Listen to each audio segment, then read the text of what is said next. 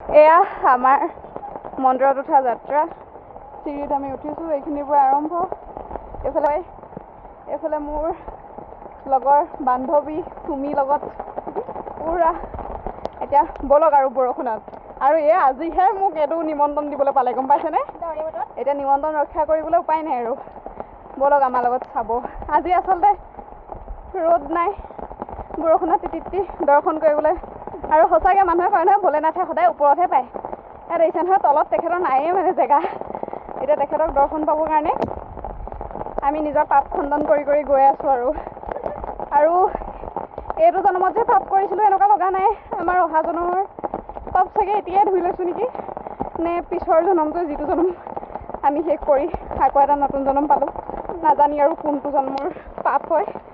বছ সেইখিনি ধুইছোঁ আৰু দেই এইটো জন্মতে, মানে 2-3টা জন্মৰ এতিয়াই পাপ খণ্ডন কৰিছোঁ নেকি আমি।